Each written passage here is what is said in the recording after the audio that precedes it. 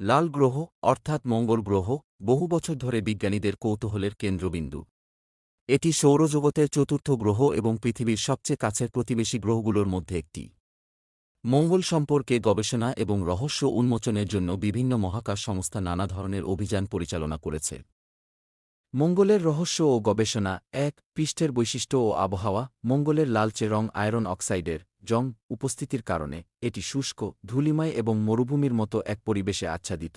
মঙ্গলে বিশালাকার আগ্নেয়গিরি, যেমন অলিম্পাস মন্স, এবং গভীর উপত্যকা। জীবনের সম্ভাবনা। মঙ্গলে তরল পানির অস্তিত্বের প্রমাণ রয়েছে, বিশেষ করে মেরুতে বরফের আকারে এবং ভূগর্ভস্থ জলের সম্ভাবনা। অতীতে মঙ্গলে নদী ও হ্রদ থাকার সম্ভাবনা রয়েছে, যা সেখানে জীবনের অস্তিত্বের ইঙ্গিত দিতে পারে। মঙ্গল অভিযান। নাসা, ইসা, চীনের ক্যান্সার, ভারতের এসরো সহ বিভিন্ন সংস্থা মঙ্গলে গবেষণা চালিয়েছে। রোভার, যেমন কিউরিওসিটি, পার্সিভিয়ারেন্স, ও অরবিটার, যেমন মার্স রিকনাইসেন্স অরবিটার, মঙ্গলায়ন, মঙ্গলের তথ্য সংগ্রহ করছে।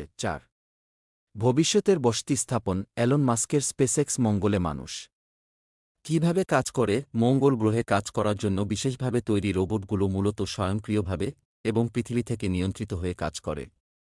এই রোবটগুলোর প্রধান কাজ হল মঙ্গলের মাটি ও পরিবেশ বিশ্লেষণ করা, ছবি তোলা এবং বৈজ্ঞানিক গবেষণার জন্য নমুনা সংগ্রহ করা। রোবট কিভাবে শক্তি পায়।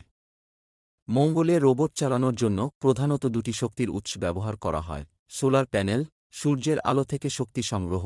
কিউরিওসিটি ব্যতীত প্রায় সব রোভার ও ল্যান্ডার সৌরশক্তি ব্যবহার করে।